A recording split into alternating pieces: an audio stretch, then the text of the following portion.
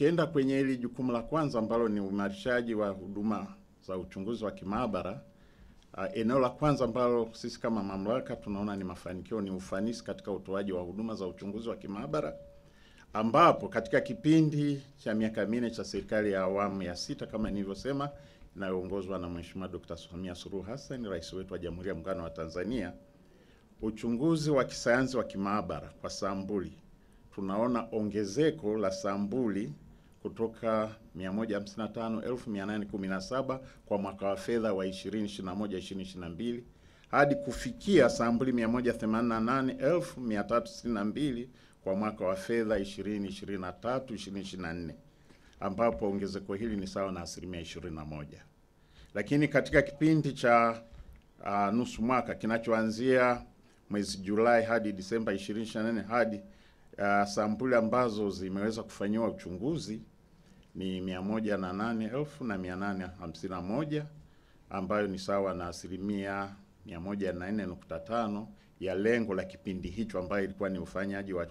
uchunguzi wa sampuli 104,161. Ndugu wa habari, ongezeko la sampuli zinazochunguzwa na Mamlaka ya Maabara Mkemia Mkuu wa Serikali, tunaona kwamba huu unatokana na kuongezeka kwa uelewa wa wananchi na wadau wa mamlaka, lakini pia vile vile na ubora wa huduma ambazo zinatolewa na mamlaka hii za uchunguzi tunazozifanya. Lakini pia vile vile sababu nyingine ya ongezeko hili ni kutokana na ushirikiano mkubwa baina ya taasisi za serikali za udhibiti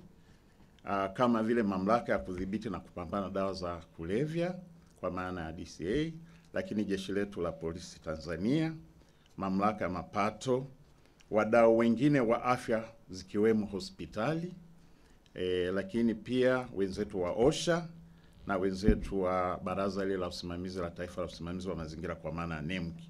na wadau wengine ambao kwa namna moja au nyingine wanatumia huduma zitolewazo na mamlaka hii, ambayo wanaleta kwa ajili ya kupata uhakiki wa ubora wa bidhaa zao na kadhalika. Eneo hili, ndugu wanahabari, linakuwa pia na mchango mkubwa hasa kwenye uchunguzi wa sampuli kwa wakati na pengine na kwa haraka. Uchunguzi huu umeweza kuwa msaada mkubwa katika kusaidia pia uboreshaji au uimarishaji wa huduma zinazotolewa na taasisi zilizoko kwenye mnyororo wa haki jinai, ikiwemo hasa zaidi kutoa mashauri kwa wakati kutokana na uchunguzi wa kimaabara, lakini pia vile vile utatuzi wa migogoro ya kijamii kama vile uhalali wa watoto kwa wazazi au wa mzazi kwa mtoto. Lakini jingine kubwa ni utambuzi wa miili ya wahanga inayokuwa imeharibika vibaya, haiwezi kutambulika katika hali ya kawaida katika majanga mbalimbali ya kitaifa kama nilivyoyasema hapo awali. Sasa kupitia uchunguzi wa kimaabara